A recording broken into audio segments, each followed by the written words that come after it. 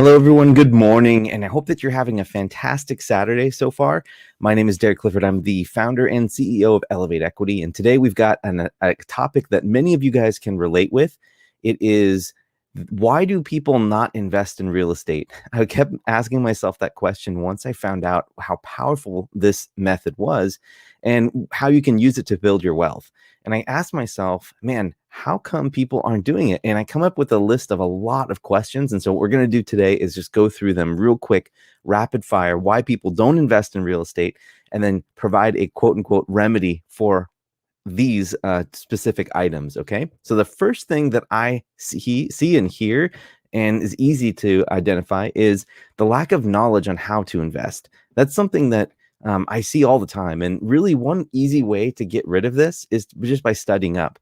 There's a lot of resources out there that are for free. You've got podcasts, you have meetups, there's mentors, all types of things that you can do to get yourself up to speed on this. So this really excuse doesn't really apply anymore. In the age of the internet, you can learn anything these days through YouTube videos or podcasts, anything like that. Okay. The next thing that I see is something called the fear of tenants and toilets. There is this stigma that once you become a landlord or once you become a property owner, that you're going to have to deal with all of these tenants who are, in essence, going to be calling you at 1 a.m. and 2 a.m. That really is never going to be the case. You're going to have a property manager, or if you're a sophisticated landlord, you're going to have systems in place that separate you from the tenants themselves. At least that's what you think it is. So that fear really isn't valid either. This is something that you should be able to remedy pretty easily.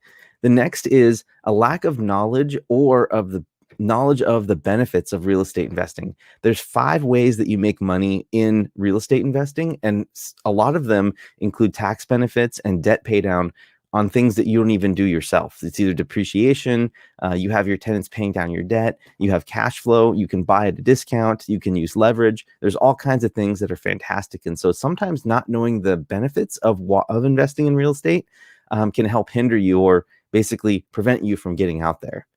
The next thing is mindset. Sometimes people just are afraid. Sometimes people will go in there and say, well, I'm just not ready for this, or I'm scared to pull the trigger. I don't want to do this. That's something that mindset needs to remedy. So basically, you got to do the same thing as reading up. You just have to have an effort to surround yourself around positive people who do want to succeed. And then eventually you're going to pick up on some of that. And then you'll eventually want to succeed as well. And so your mindset will be elevated. And eventually, I keep saying this over and over again, wherever your mindset is, your external world is going to catch up or catch down to it. So wherever your mindset's at, put yourself in a place where that is. Okay. And then the next is fear of pulling the trigger. So once you have done all of this research and everything, and you're about to buy a property, you just can't seem to write that check, or you can't seem to sign those closing documents to actually get yourself out there and do it. This is something that I've seen time and time again. And really what you got to do is shift your criteria or shift your mental state from trying to hit a home run under analysis paralysis to actually learning something. Because what you learn on this first property, you're going to get returned back in spades, because when you do it the first time, you'll be infinitely better the second time. And this is a long-term game, this real estate investing. So learning how to look at the long term and understanding that pulling the trigger is just something you're going to have to do is another thing that will really help you out. The next is lack of family or spousal support.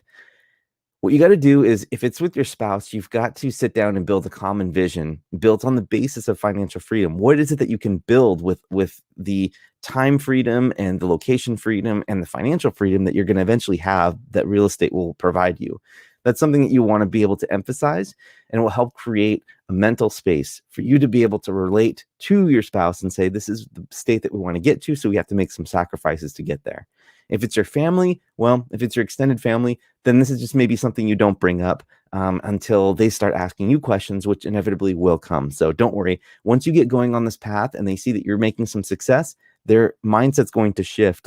I've seen it before a million times. They're going to start asking you how you're doing it. Okay. The next is lack of time available to invest. This is also an excuse. And I would say that if you could just be intentional and regularly devote a small sliver of time each day to your craft, either in the morning or in the evening, or maybe both, or at lunchtime, regularly every single day so that you can get yourself into the state and get yourself to where you need to go, that's going to help you with your time commitment. And you will need time to get studied up and learn how this all works. But that's one thing that I recommend there too. And then the last thing that I see is they don't have money. We have no money to invest. Well, I have some news for you. You can make up for this with your time, your knowledge, and your network.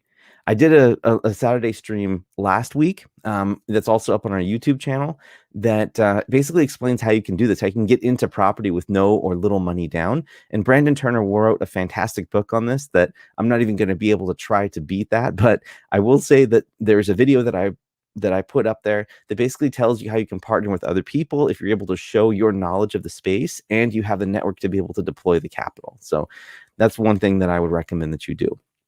That being said, you guys, that's everything. Those are the 8 reasons that I see. And again, those reasons are lack of knowledge on how to invest, fear of toilets and tenants, lack of knowledge or benefits of the benefits, mindset, fear of pulling the trigger, lack of spousal support or family support, lack of time available to invest, and lack of money to invest. But if you can remedy all those things, which you can do, and get yourself out from the excuses, you'll be able to get started and go out there and invest. So that's all for today. I'm not really going to go too much more into it. I want to keep it short and sweet. So thank you guys for listening. And wherever you guys are listening to this, please like and subscribe. Give us a thumbs up or comment with us or interact with us. We really want to hear more from you about how we're doing, and definitely want to continue to add more value to all of you out there. So thank you guys for listening and have a fantastic weekend. We will talk to you